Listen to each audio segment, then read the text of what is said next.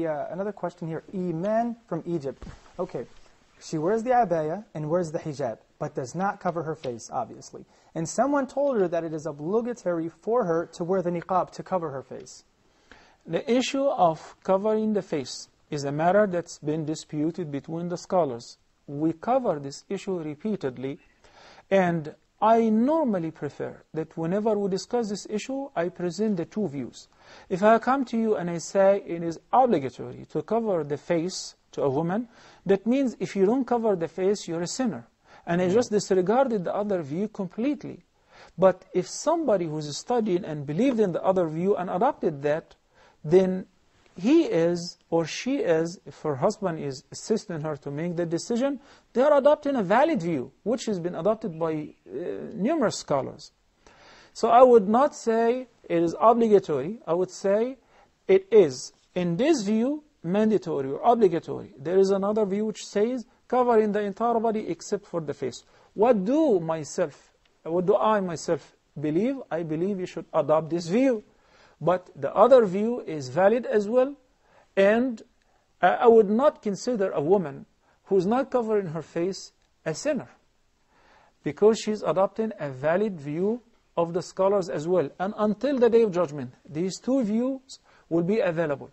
There is a very interesting thing that's worthy of mention here, which is the scholars who said that it is not necessary for a woman to cover her face.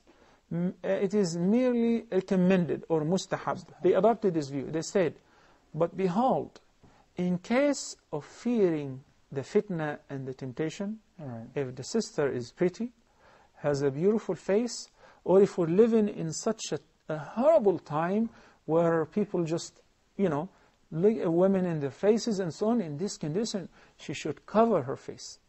So we find the two schools have met at this point, that if you believe there is a fitna, then that means there is a general consensus between all the scholars and the schools that covering the face becomes mandatory, not just mere recommended.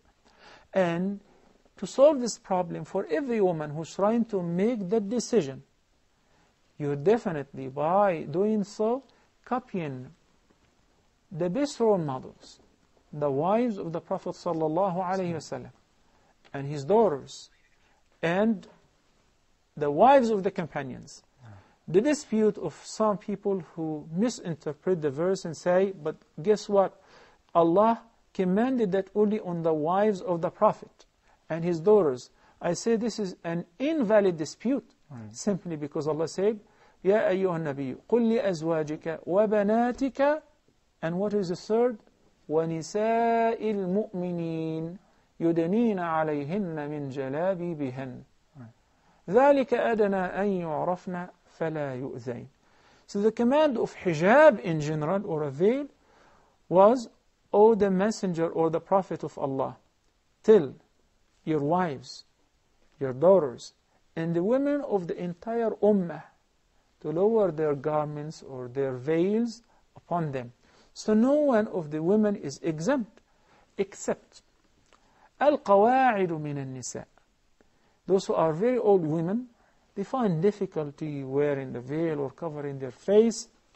In addition to, there is no attraction whatsoever in them, and they have reached an age where they do not even expect to get married. So there is no fitna. In this case, they are permitted not to wear this veil or cover their face in order to make it easy for them, since the fitna does not exist anymore.